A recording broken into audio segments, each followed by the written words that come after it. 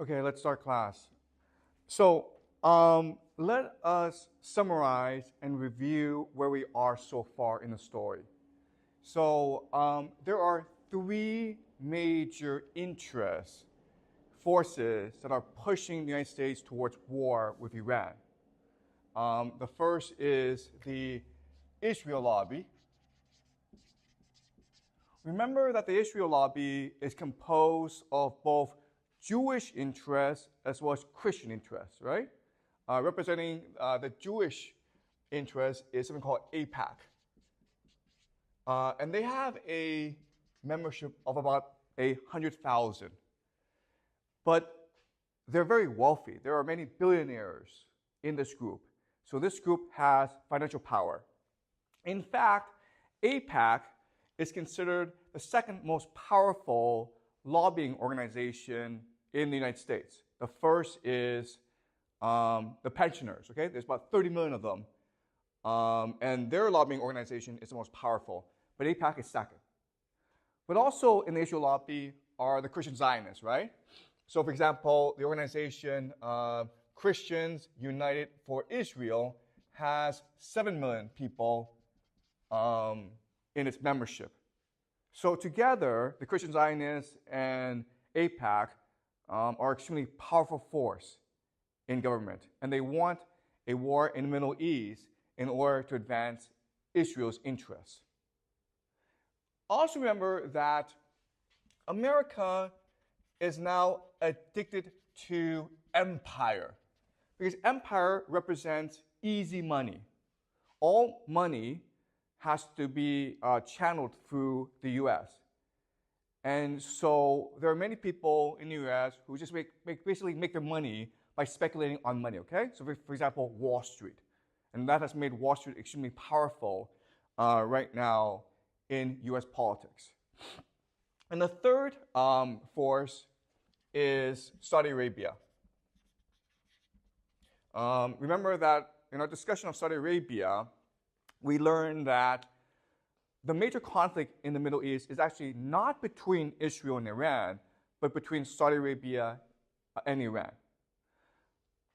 For Israel, Iran is a security threat because it supports Hezbollah and Hamas. But for Saudi Arabia, Iran represents a threat to its very existence. Okay? So Saudi Arabia must resolve the Iran problem soon. Right? Now, how these three forces manifest themselves is through Trump. Okay? So basically, Trump is their champion. And privately, there's a man named Jared Kushner who is Trump's son-in-law. He's married to Trump's favorite daughter, Ivanka Trump, okay? And Jared Kushner happens to be very good friends with both Benjamin Netanyahu, who is the leader of Israel, as well as Mohammed bin Salman, who is the leader of Saudi Arabia. Now, Jared Kushner's father, Charles Kushner, was a very prominent sponsor of AIPAC. In fact, when Benjamin Netanyahu comes to stay in the United States, he lives with the Kushner family. So one night, Benjamin Netanyahu had to stay in Jared Kushner's bedroom, and Jared Kushner had to sleep in the basement. Okay, that's how close they are. And Jared Kushner is friendly with MBS, the leader of Saudi Arabia, so friendly that when Jared Kushner started a private equity fund, Saudi Arabia invested $2 billion. Okay? So through Jared Kushner, these three forces are able to exert influence on Trump. As we also discussed, it's very likely that Trump will become president of the United States again in November, and he will pick Nikki Haley as his VP. And that means that Nikki Haley will be the one in the Trump White House pushing for war against Iran. As we discussed, Nikki Haley makes most of her money from the Israel lobby, okay? The anti-Iran lobby. We know from the first Trump administration that these forces are able to exert tremendous influence on Trump. Okay? And the evidence is, one, Trump withdrew from the Iran nuclear deal that would have secured peace between the United States and Iran. Okay? Trump moved the United States embassy from Tel Aviv to Jerusalem in Israel, which was a major, which caused major friction in the Middle East. Okay? We also know that Trump ignored the fact that MBS killed a journalist. Okay? So we also know that Trump has been very friendly with Saudi Arabia. We also know that Trump sponsored the Abraham Accords, which is trying to bring peace between Israel and other Arab countries and unite them against Iran. Okay? The last thing that Trump did, which is the most important, is that in January 2020, Trump ordered the assassination of General Qasem Soleimani, who is the leader of the who is the leader of the Iranian Revolutionary Guards. Okay? So from all this, we can suspect that in a second Trump term, war with Iran will be a major priority. Okay. So is this clear so far? All right. Now, we also discussed that, okay, even though there are these forces that want war with Iran, ultimately it is the U.S. military that must implement this war. And if the U.S. military refuses to go to war, then the war can't happen. So we discussed that, unfortunately, the U.S. military is very different from what it was 30 years ago. Okay? 30 years ago, the U.S. military maintained very standard military doctrine. Okay? They maintained three very important principles that all militaries must maintain in a time of war. The first is mass forces. B is avoid encirclement, right? And the third is protect supply lines.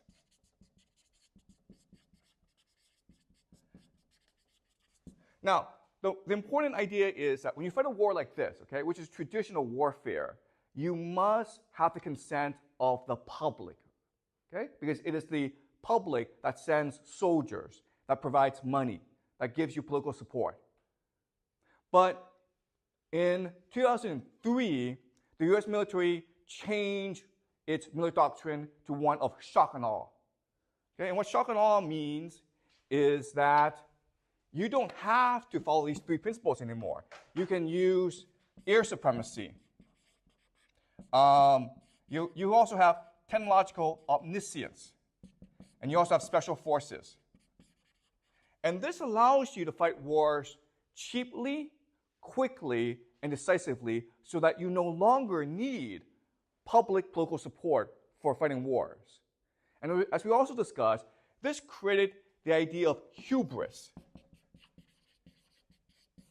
in the American military. So the American military, because of the 2003 war in Iraq, are confident they can win any war, any place, against any enemy. We know that this doctrine is actually not true. And we know because of something called Operation Prosperity Guardian. Okay? So a few months ago, the Houthis, which are a rebel group in Yemen, they started to attack ships in the Red Sea. Okay? And a lot of trade goes through the Red Sea. So the American military dispatched a massive naval force against the Houthis. Were the Americans able to defeat the Houthis? No, they were not. And so what are the Americans going to do about it? What can they do about the Houthis?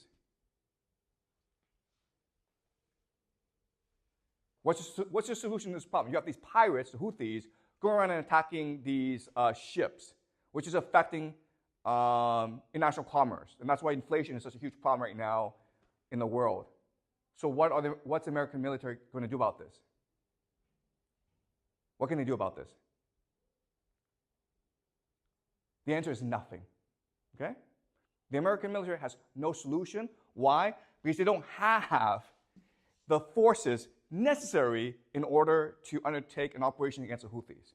They have special forces, they have air supremacy, and they have technological omniscience, satellites, but they don't have infantry. They don't have lots and lots of ships. Therefore, they cannot stop the Houthis, okay? And what's really important is that Joe Biden has come out and said that, yes, we know we are losing the war in the Red Sea, and yes, we know that we cannot stop the Houthis, but we are going to continue on this path. Okay? Does that make sense? This is the idea of hubris. Not knowing your limitations. And when you are faced with your limitations, you refuse to accept your limitations. Okay? And that's why when the US military is given the order to invade Iran, they'll probably go along with it because they cannot imagine the possibility that they could be defeated in Iran. Okay? And then you have the Iran Revolutionary Corps, okay? The Revolutionary Guard. And as we discussed last class, they want war with the United States because they're very angry about US interference in Iran, right? So during the Shah regime, which was a brutal police state from 1953 until 1979, the Americans were the ones who were backing this police state. So there are many who are angry about this. They're also angry about the fact that the U.S. continues to protect Israel and Saudi Arabia. Okay? And they're also angry about the fact that Trump killed General Soleimani. Okay? And as we discussed, it's possible that the Revolutionary Guard Corps killed last week the president of Iran, Ibrahim Raisi, because he was preventing war. Okay? So they want war with the United States. So you see the map, right? You see the logic of this, where there are powerful forces in the United States pushing the United States towards war. You have Trump, who has basically agreed in his first term to raise or increase escalation with Iran. Within the Trump White House, there'll be Jared Kushner and Nikki Haley to push this war, both privately and publicly. The U.S. military has so much hubris that they think they can win this war, and Iran wants to provoke the United States into invading it. Okay? And the United States and Iran can have many, so Iran has many strategies in order to provoke the United States into war. Okay? Basically, the United States is looking for a reason, and Iran wants to give them a reason. And that's why I think war between the United States and Iran is very likely in the next 2 to 4 years. Okay, any questions so far? Are we clear about where we are so far before I move on? Any questions? Okay, so now let's talk about the actual war. So here, most of this is speculation, okay? But I'm using speculation in order to help us better understand what a war would look like, okay? So let's pretend that it's March 2027, okay? And Trump goes on TV. He announces Operation Iranian Freedom, a full-scale U.S. invasion of Iran, along with Israel, Saudi Arabia as its main partners, but the United Kingdom, UK, will be involved. Australia will be involved. UAE will be involved. Poland will be involved. Okay, so you have many countries attacking Iran together. And Trump goes on TV and explains to the American public why the United States is fighting this war. Okay, and this is what Trump says. First, he says that for the past year, there have been violent protests in Iran. You have religious protests, you have political protests, you have ethnic protests. The Iranian people are sick of the Ayatollah. They are sick of the dictatorship. They want democracy. They want freedom. And in response, the Revolutionary Guard are killing thousands of protesters. Iran is on the brink of civil war. Therefore, the United States has an obligation to protect the people of Iran. Okay? The people of Iran are praying for freedom and democracy, and the United States, the world's greatest democracy, must give them democracy. Okay? So the first reason is freedom and democracy. Second, U.S. intelligence, along with Israeli intelligence, have discovered that for the past 2 years, Iran has been working very, very hard on developing a nuclear bomb. In fact, Iran is only 1 month away from having 3 nuclear bombs, so that New York City, San Francisco, and Los Angeles could all be destroyed. Okay? So to prevent this, we must strike first to stop Iran's nuclear program. Okay? Third,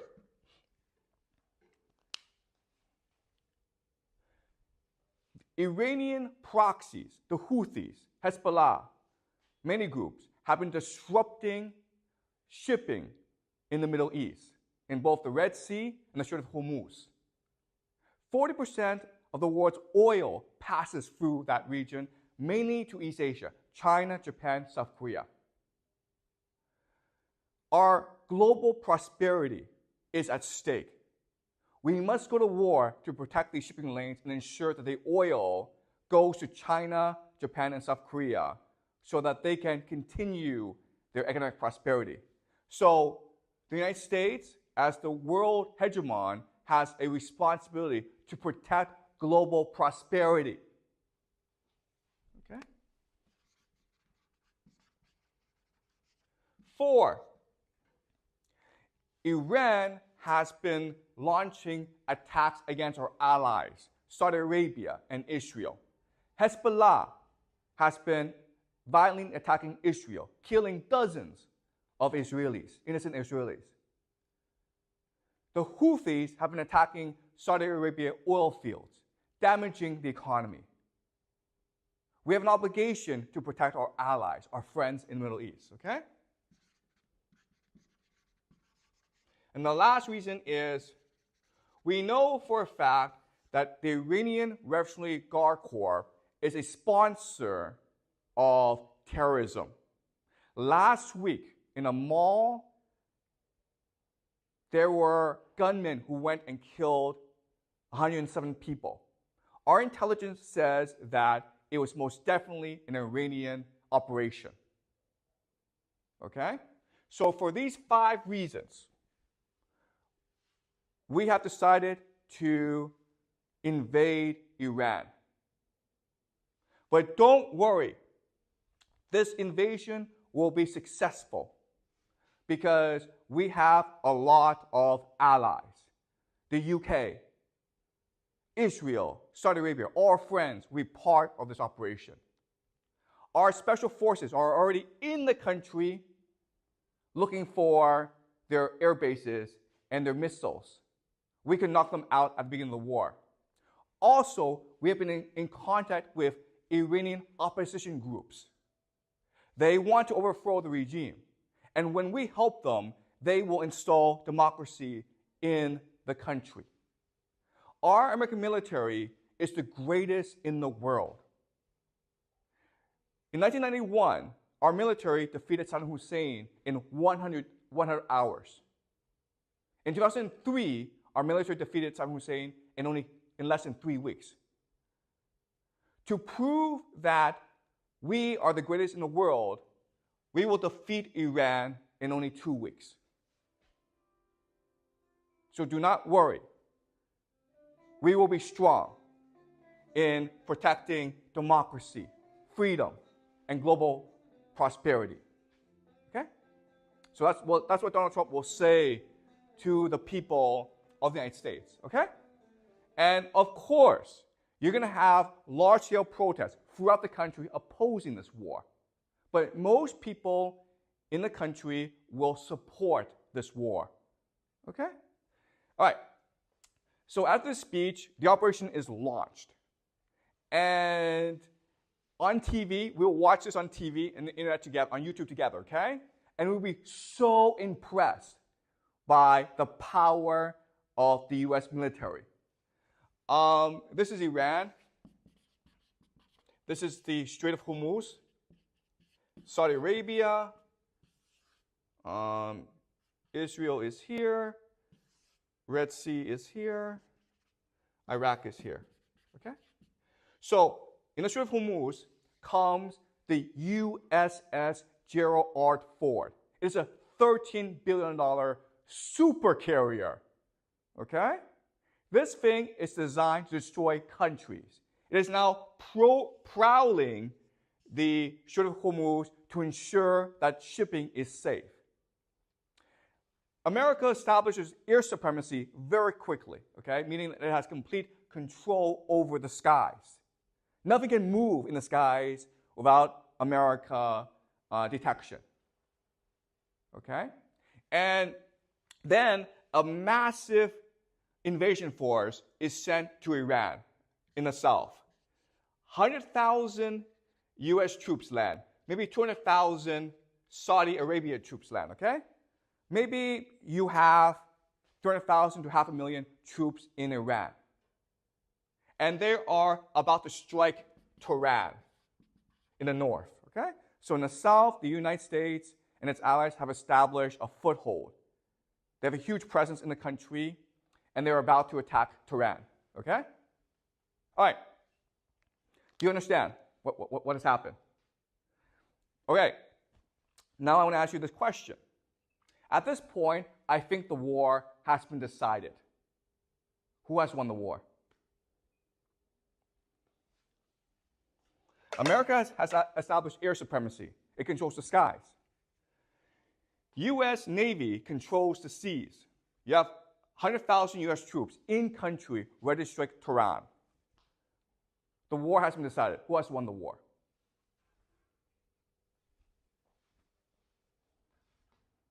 Okay, obviously this is a trick question. Obviously Iran has won the war. Why? Why? What's the problem with this plan? Okay? This is typical American doctrine, shock and awe. This is how they fight wars. But there's a problem with this plan. What is it?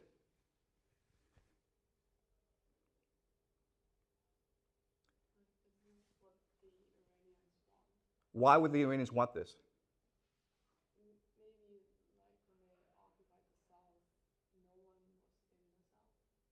Okay, let's go back to traditional military doctrine, okay? In traditional military doctrine, you have three principles, right?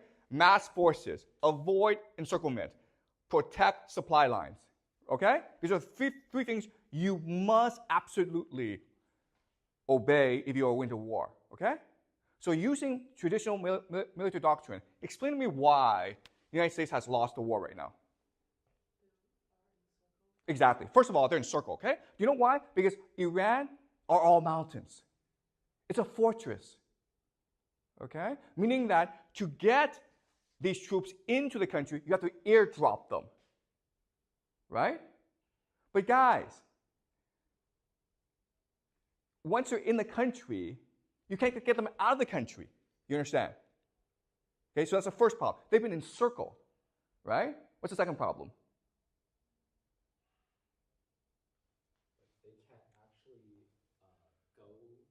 Why not?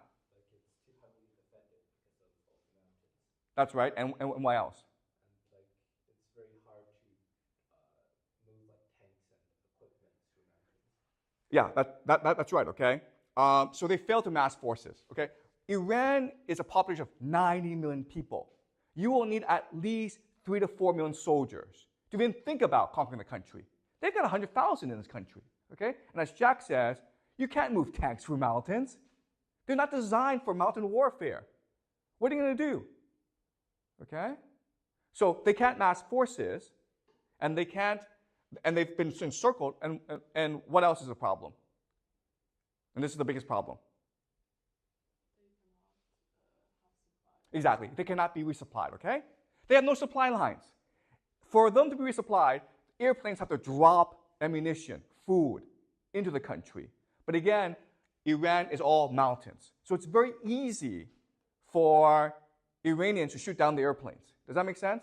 When you pass through mountains, you can't see what's on the ground. A random guy with a rocket launcher can just shoot down the helicopter, okay? Which is what the Afghans did against the Soviets in the Afghanistan war. And that's why the Soviets lost the war. A drone can take down any airplanes, okay? So, in other words, these guys are trapped. You think they're soldiers, but they're not. What they really are hostages. Okay? Does that make sense? You have too many people in the country, so you can't get them out of the country, but you don't have enough people to actually launch a strike against Tehran. You can't resupply them. And they've been encircled by Iranian forces. All right? Does that make sense? Okay? Okay. Now, the logic of having 100,000 US troops in the country is that once in the country, all the resistance to the regime will rise up and strike against Tehran. The Iranian army will mutiny against the country. Okay? That's the hope. Why do we think this won't happen?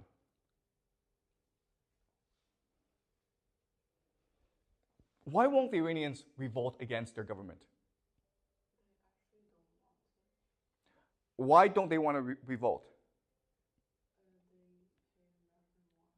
That's right. Okay, so Iranians hate Americans. Okay, remember that Iranians remember the Shah. From 1953 until 1979, the Shah, the American-supported Shah, was running a brutal police state. So brutal that everyone in Iran revolted against the regime. Okay, that's number one. Why else would the Iranians not support the Americans? Why? That's the first reason. Iran has a bad history with America. Why else?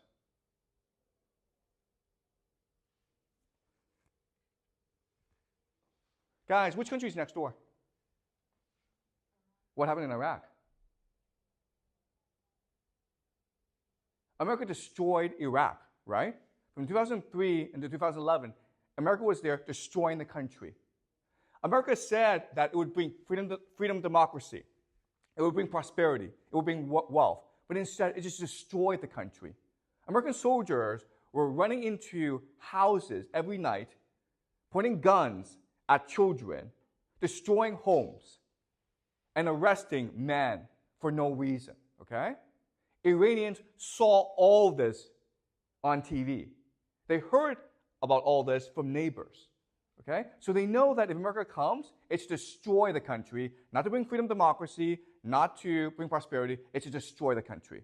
That's why they're going to fight. Okay? And another reason is that Iranians think that they belong to a great civilization. So they value their freedom and independence. Okay? Does that make sense? They're not going to submit to a foreign conqueror. So, why else would the Iranians resist? Okay. Also religion, right? The Iranians are religious. They believe that America is Satan, and they have a duty, a religious obligation to fight Satan, okay? So for many reasons, there's just no way that the Iranian people are going to stand with America. You might have a minority, but most are going to resist. Okay? Okay, so does that make sense? Okay, any questions so far?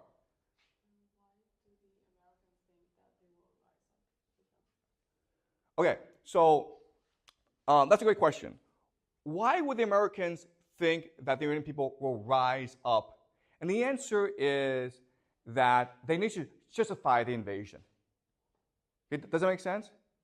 They have to have a logical explanation for why this invasion will succeed.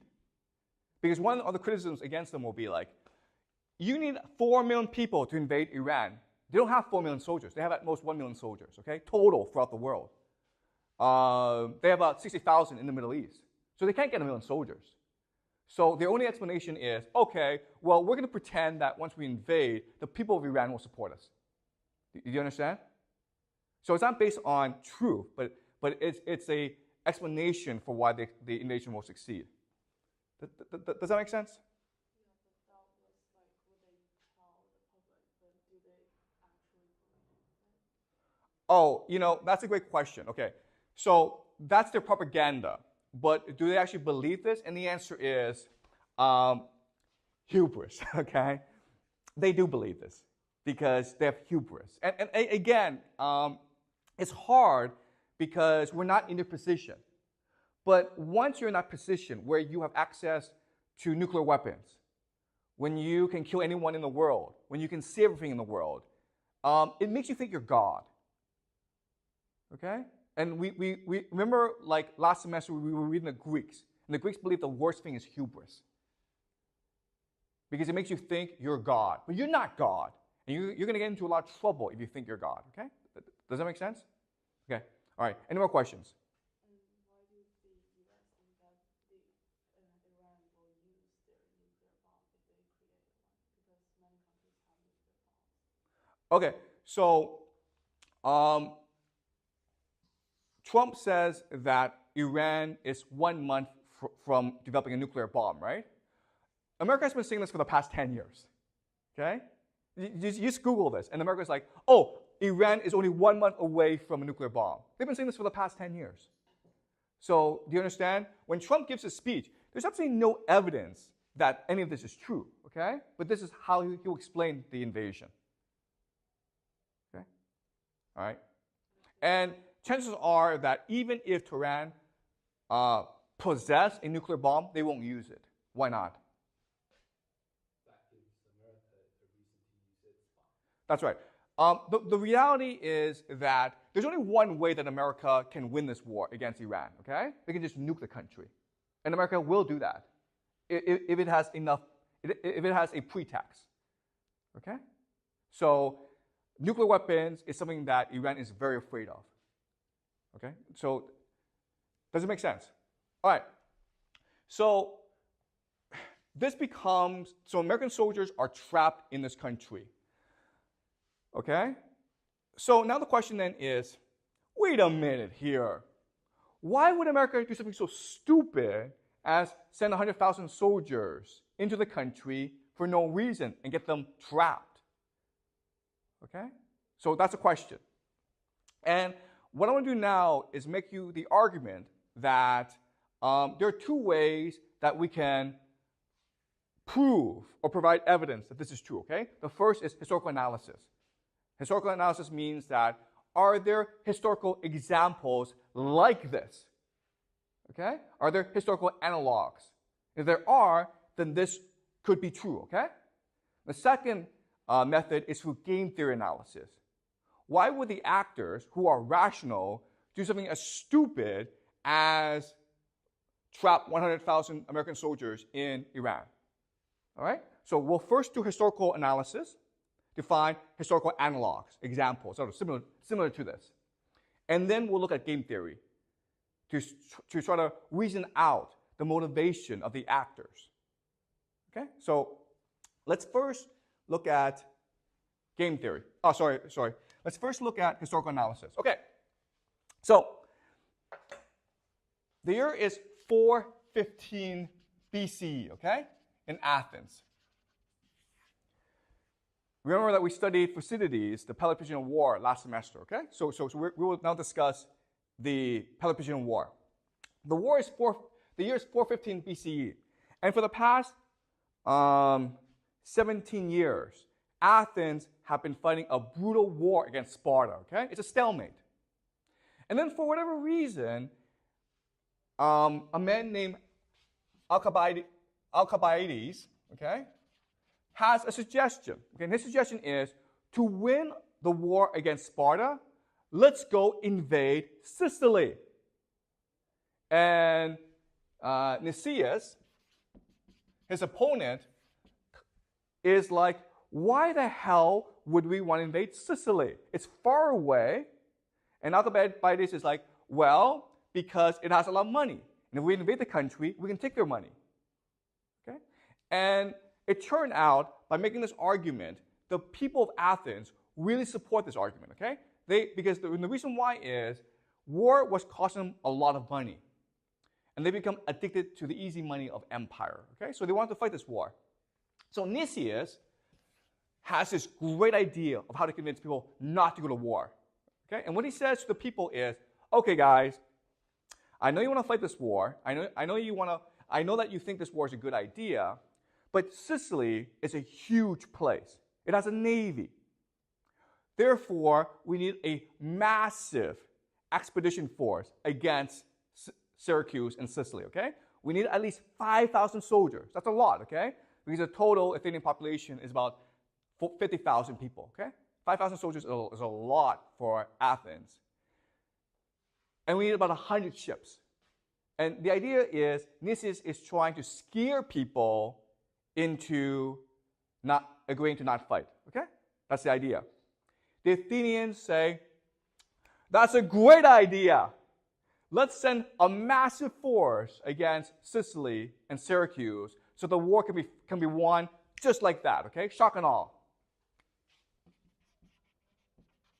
So the problem, though, is that never before in its history has Athens sent a large expedition force against another power. Okay, does that make sense?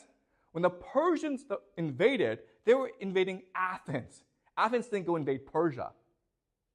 So when you have sent a massive expedition force against another country, what is your number one problem? What is the thing that you must resolve? But the Athenians didn't really think about it because they had absolutely no experience in fighting a foreign war.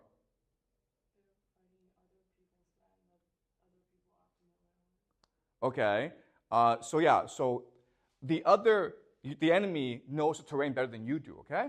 But there's actually a much bigger problem than that. And it is what? Okay, the biggest problem is resupply. And this is something that the Athenians didn't think about because they never thought, they never fought a war like this before, okay? So they sent this huge expedition against Sicily. And Syracuse, which was a naval power, were surprised because they were like, why would the Athenians want to invade us, okay? So for the first year, the Athenians were destroying the Syracuse army. And the Syracuse army had to retreat back into their city, okay? And so the Athenians laid siege to the city. Okay, the Athenians, Syracuse is here, the Athenians are here. And the Athenians control the sea, right? Okay? So this situation is very similar to this situation, okay? Do you understand? But then what happened was that the Athenians couldn't resupply themselves. And the reason why is Syracuse also had a navy, and they could stop the Athenian navy from resupplying the Athenian troops. And therefore, the Athenian army was wiped out in Sicily. And this caused the Athenians to ultimately lose the war against Sparta, and it caused the Athenian empire to collapse. Okay? Do you understand? And again, historians have been trying to figure out for a long time why the Athenians would do such a stupid thing as to send a huge army against Syracuse. Because the risk of failure was catastrophic. Okay? And the only answer is, well, the Athenians had hubris, okay? They never really lost the war, and they had become addicted to empire, which is the same situation America finds itself in today. Okay? Does that make sense, guys? All right? So this has happened before in history, when the Athenians invaded Sicily and lost to Syracuse. Their entire army was wiped out in Syracuse, okay? Because they couldn't resupply their army. Does that make sense? All right. The second example we can look at is the Vietnam War. So in the beginning of 1960, okay, the beginning of the decade, most Americans have never heard of a country called Vietnam. Okay? Most Americans didn't know what it was, didn't know where it was, okay? By the end of the decade, in 1969, 500,000 American soldiers were in the country, destroying everything, okay? But also getting destroyed themselves. 58,000 US soldiers died in Vietnam. So the question then is, how did this happen? Why would this happen? 1960, Vietnam was a distant country no one's ever heard of. By the end of the decade, 500,000 US soldiers were in country fighting this war against an enemy they really didn't know. Okay? In 1971, the Pentagon Papers came out. And the Pentagon Papers was a history of America's involvement in the Vietnam War dating back to the 1950s, okay? And it made 3 major points. The first point is that American leadership, military leadership, has been expanding the war in Vietnam without public knowledge, okay? This is what we call mission creep. So maybe at first they sent some observers to the country, then they sent some advisors, then trainers, then soldiers, okay? So mission creep. Slowly over time, things escalate. And you don't really understand why things escalate, but they do, okay? Second point is that American leadership, from very early on, knew the war was unwinnable. This was the greatest military in the world. They dropped more bombs in Vietnam in the 60s than all bombs were dropped in World War II, okay? And they could not win the war. And the reason why is, to win a war, you have to solve 3 problems, okay? Okay? The first problem is clear strategy, okay? What are you trying to accomplish in this country? What are your clear military objectives, okay? Second is, you must adapt to the battlefield, okay? Because all your best plans will change over the course of the battle, okay? So the adversary that is most willing to adapt to the battlefield will win, okay? And the third thing is the will to fight. So if you want to look at a war and who's most likely to win the war, you ask these 3 questions. 1, does this guy have clear military objectives that everyone understands? Because that will determine strategy, okay? Second is this guy adapting to the battlefield? And the third is this guy, does this guy still have the will to fight? If the answer is yes to all 3 questions, then the person will most likely win the war. Okay, and if you look at the Vietnam War, even though America was killing a lot of people, it killed 3 million Vietnamese during the course of the war, it was not destroying the enemy's will to fight. In fact, it was making them angrier. And therefore, more people were willing to fight the Americans. Okay? So very early on, the American political leadership knew the war could not be won. So then the question then is, why did America stay in the war? And the answer is credibility. Okay? Credibility just means they didn't want to lose face. They didn't want to be laughed at by the Chinese and by the Soviets and by the Europeans, okay? But there's actually another way to understand credibility, and it's what we call the sunk cost fallacy. Okay? Have you guys heard of the sunk cost fallacy? And the idea is, never ever go into a casino.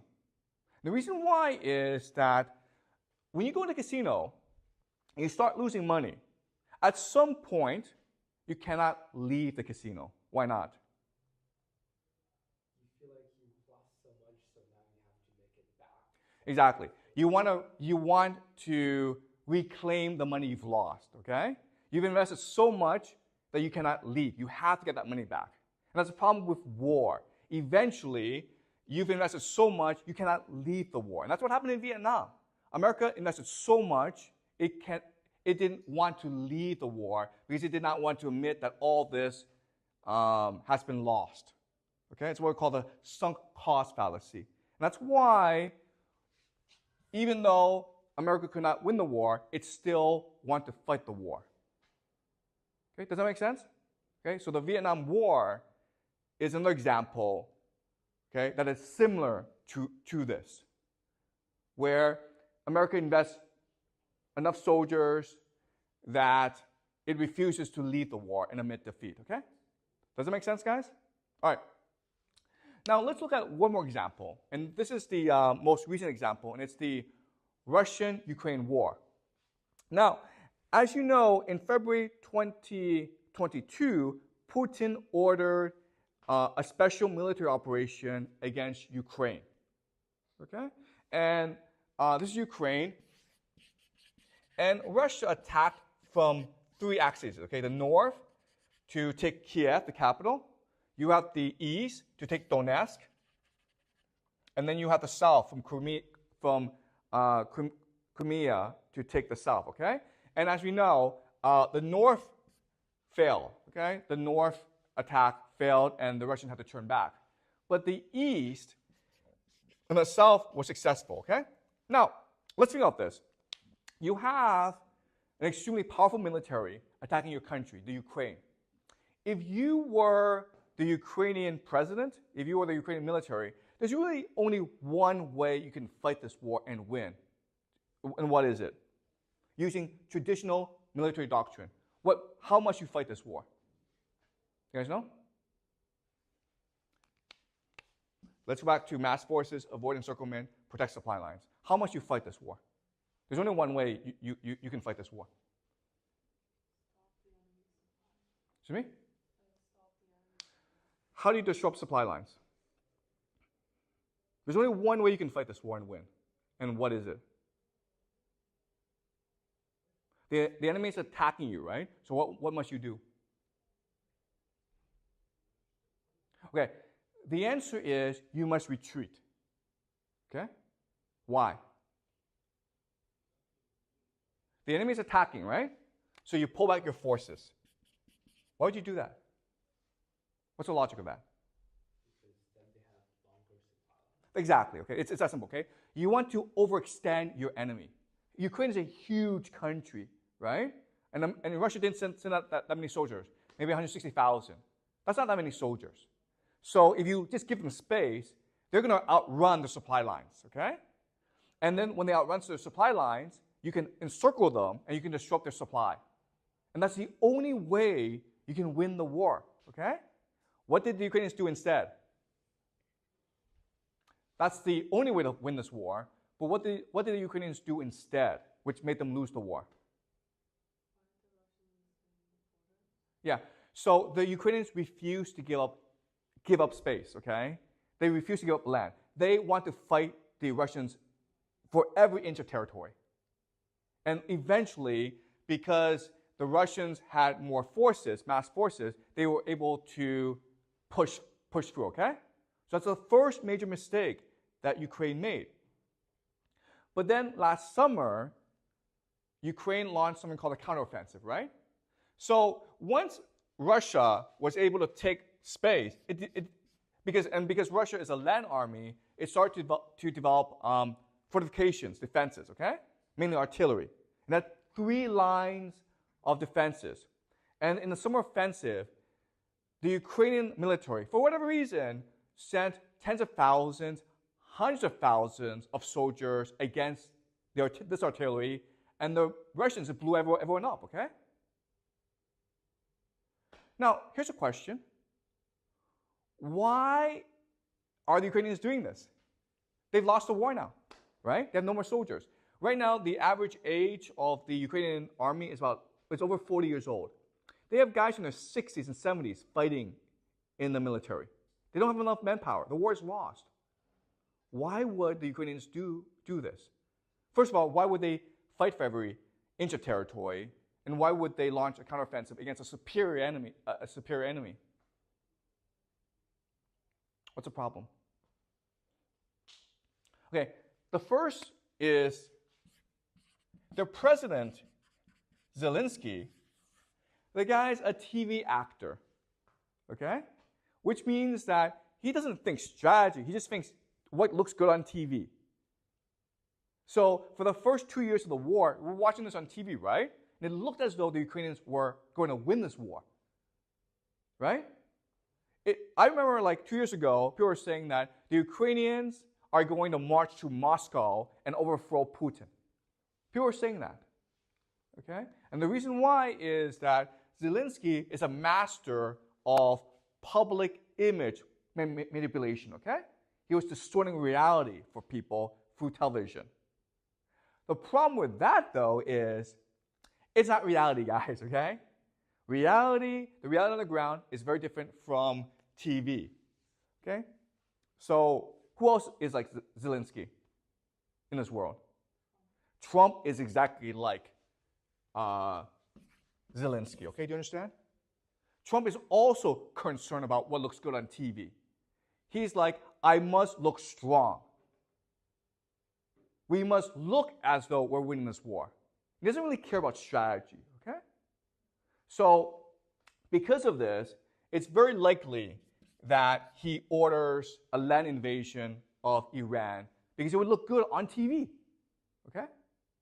So the problem with Zelensky is he cared about what looked good as opposed to actually what actually worked, okay? But you also have other problems, like you have extremists in the Ukrainian military, okay? And guys, these extremists, they're Nazis, they're neo-Nazis. And so the traditional understanding of Nazis are people who kill Jews, okay? But the Russians don't understand Nazis that way because remember, Germany and the Soviet Union fought this war. So the Russians understood Nazis to be enemies of Russia who want to kill Russians. And there were many neo-Nazis in Ukraine. They hate Russia. They want to kill as many Russians as possible. Okay? And they're the ones who are pushing for as much war as possible. Okay? So you have these extremists in the Ukrainian military.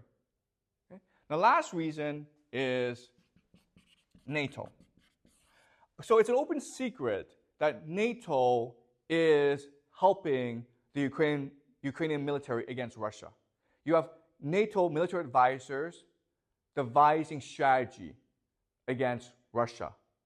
Okay, so it's most likely that the summer offensive last summer was a NATO plan and not a Ukrainian plan. It's possible. We also know that NATO special forces are in the country directing missile strikes against Russian forces. Okay? Which means what? If this is true, and if Ukraine loses the war, meaning that it doesn't have enough soldiers to continue to fight this war, what will NATO do? Yeah. I mean, according to what happened to Vietnam War and the Athenian expedition against Sicily, it is most likely that the most likely outcome will be that NATO sends its own troops against Russia.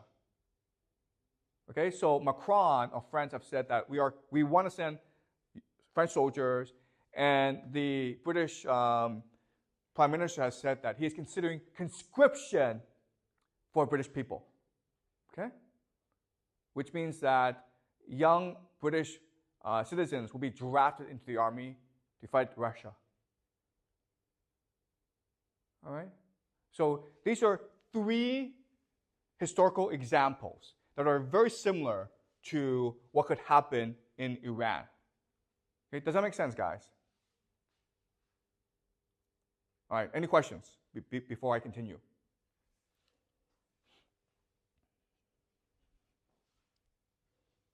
All right, is this clear so far? All right, now let's use another mode of analysis called game theory analysis, okay? And this is what I've been teaching you this semester. And the idea is that society, what happens in the real world, is a game among human beings.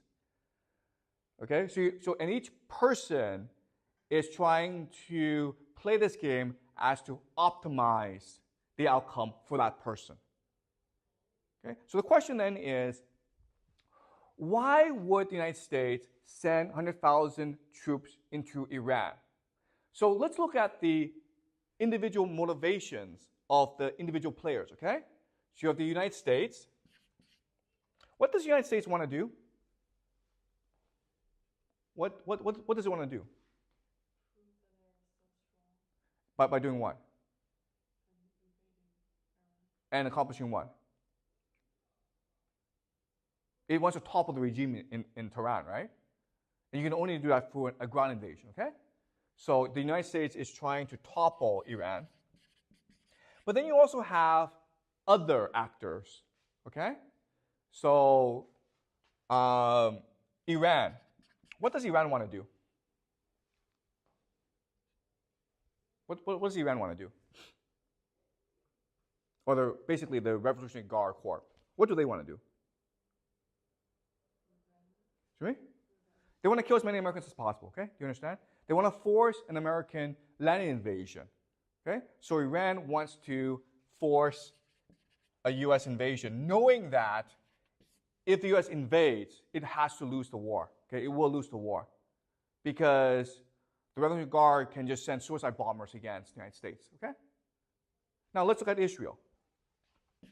Okay? We know that the United States wants to topple Iran. We know that Iran wants to force a U.S. invasion to defeat the Americans, to humiliate the Americans, and exact revenge for what happened in the past. Okay? What does Israel want to do? What is Israel's optimal outcome? Do you guys know?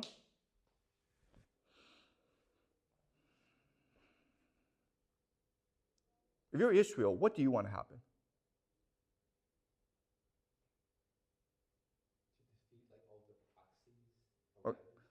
Okay, so you want Iran defeated, okay? And then what do you want to happen?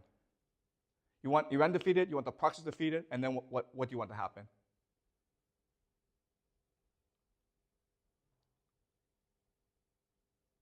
Do you want the United States to stay in the Middle East?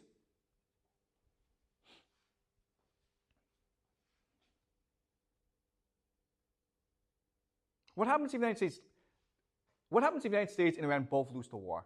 I mean, Iran is destroyed as a country, the United States is destroyed as a military presence in the Middle East. What would happen? Israel becomes the top dog in the Middle East. Do you understand? Okay? Israel can now control the entire Middle East. So the optimal outcome for Israel is Iran and the United States are both destroyed. Okay? Do you understand? How about Saudi Arabia? What is their optimal outcome? Exactly the same as Israel. Exactly. Okay? Do you understand? Okay? Which will leave the Middle East to Saudi Arabia and Israel, but Israel is a far superior military than Saudi Arabia. Okay? Remember, it's very easy to blow up Saudi Arabia. They have oil fields. Okay? Not that easy to blow up Israel. So Israel becomes a top dog. Do you understand game theory? In other words, all the major participants want an invasion of Iran. Okay? But they want different outcomes. And Saudi Arabia and Israel most benefit if this situation happens, where you have 100,000 U.S. troops in the country and they can't get out, okay? Because it becomes sunk cost fallacy. The United States can only pour in more soldiers. Okay, does that make sense? All right. So is this clear to you guys?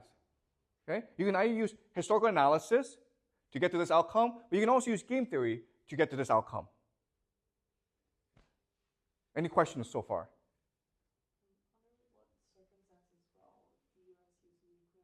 Okay, great, okay. So Celine asked the most pivotal question, okay? The United States has nuclear weapons, which is its ultimate trump card, right? So what Trump can say to Tehran is like, I have 100,000 troops in the country. You have to let them go, or I will nuke you, okay? Do you understand? Trump can say that. Listen, I'm Trump. I'm Donald Trump. I need to look strong. I have 100,000 troops in the country. I can't get them out of the country. So he says to Tehran, you either let them go okay? You either guarantee him safe passage out of the country, or I will nuke you, right? So that's what will happen. That is what Donald Trump will do. Once the situation arises, the only way for Donald Trump to save face is to threaten Tehran and says, you either let my guys go, or I will nuke the entire country, right? So, how does Tehran get out of this situation? How do the Iranians protect themselves against this possibility? Because you're absolutely right. This is exactly what will happen if this situation will arise. Trump will respond with nuclear weapons, or the threat of nuclear weapons. So what must the Iranians do to protect themselves against this possibility? Who can help the Iranians now? Russia. Okay, do you understand? So before this war happens, Iran and Russia must come to an agreement where Putin says from the onset, no one is allowed to use nuclear weapons. Okay? If Iran uses nuclear weapons, I will nuke Iran. If the United States uses nuclear weapons, I will nuke the United States. If Israel uses nuclear weapons, I will nuke Israel. Okay? If Putin says that, how will the world react? If Putin says this, you are not allowed to use nuclear weapons, how will the world react? He's a hero, right? He saved humanity. But because he says this, the United States is now trapped. Okay? You understand? And so this becomes a black hole for the United States, where they can only send in more troops. They can't get any troops out. They can only send in more troops. What's the problem with this? What's the problem with sending in more troops? No, there's actually a huge problem with this idea of sending in more troops. What is it? Okay, you can't, no one wants to go fight, you understand? The military cannot recruit soldiers. All right? But even if you did have enough troops, as Jack says, you can't resupply them. Why? Why can't you actually resupply your army? Why not?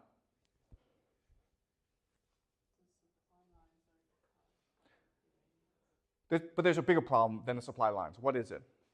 What do you need to create bullets and ammunition? America has no manufacturing capacity because America moved all its manufacturing capacity to China. Okay? Remember this. So for every one ship that America can build, China can build 232 ships. That's what the Pentagon says. Okay, do you understand? So if this war were to happen, there's absolutely no way America can win this war. It's just completely trapped inside Iran. And once it becomes trapped, some cost fallacy comes into play, and America just puts in all of its resources into the country, but it's a black hole. Okay? It cannot use nuclear weapons because Putin has said from the onset, you are not allowed to use nuclear weapons. All right? But now the question then is, why would Putin do that? Right? Why would Putin involve himself in this war? And that's what we'll discuss next class. All right? How Putin sees this war and how Putin will react in this war. Okay? But before we end, are there any questions about any of this? Does this make sense to you guys? Is this clear? Any questions? Is it possible for the United States to invade Iran to Iraq? Have they sent in armies? Oh, that's a great question. Yeah. So the problem with Iraq is that Iraq is an independent country. Do you understand? There are 10,000 American soldiers in Iraq. So you would need their permission. Even if you had their permission, there's a problem here because there are lots of Shia militiamen in Iraq who are loyal to Iran. Okay, and they would see the American invasion force as an opportunity to attack the Americans. Okay, because they're still angry about the Americans for what happened in Iraq. But even if they could have a staging area in Iraq, the they still have to deal with mountains. Okay, do you understand? All right. I mean, the problem is you have 100,000 troops in the country. You have to get out of the country. Okay, and it's very hard to get them out of the country. If you go through the mountains, you're gonna get an ambush in the mountains. If you go through the air, those drones are gonna strike you down. That's the issue. Okay. All right. Does that make sense? Okay. Any more questions? Okay, great. So on Friday, we'll talk about Putin, okay?